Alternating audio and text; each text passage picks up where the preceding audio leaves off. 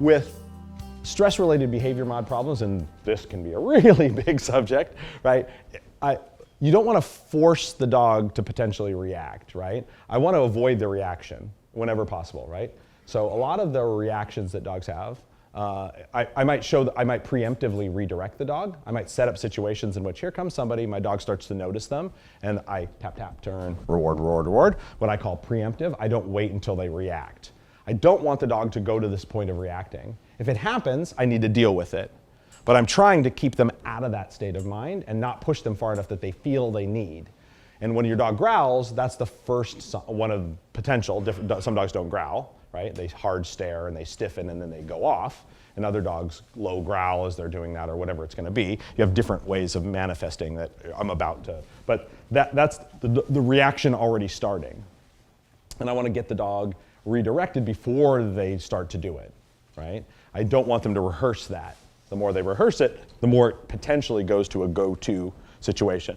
The thing about doing it in controlled environments, so I wouldn't say I'd set it up, but what I would do is I work those dogs around people that will follow my instructions, that are gonna ignore the dog if the dog has a reaction.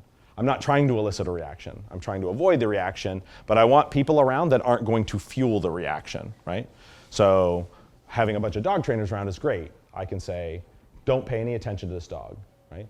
If you want to develop a super useful skill for your friends, fellow dog trainers, learn to ignore a dog in a natural way, right? It's not that easy. The general public sucks at it. They're terrible. They can't ignore dogs at all, right? And when you first tell somebody to ignore my dog, I say, just ignore my dog. They go. They hold their breath, they turn their eyes, they stand still, and the dog's like, what the hell? What do dogs do when they're getting ready to go off?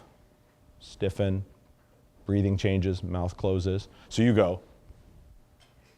Dog's like, what the hell, right? So this is how you ignore a dog. It's invisible. There's a dog right here that's nervous about me. I talk to all of you, I make my hand gestures, I pretend the dog literally doesn't exist. I don't see a dog. My demeanor is relaxed, the dog's not there. 999 dogs out of 1,000 will not do anything in that situation. I've worked with lots of very mean protection dogs, police dogs that would bite you. I stand there, they look at me, and I'm like this. They go, nah, nothing happened in there, right? And they go right about their business, right? And so learning to kind of have people around that can stay relaxed, and if the dog does react, they don't react back, right? They don't feel it. If a dog reacts and you go like, Jesus, the dog's like, ah, that worked. I gained social distance by going off at you. That worked exactly the way I want it to. So that's a good strategy. I'll do that more often, right?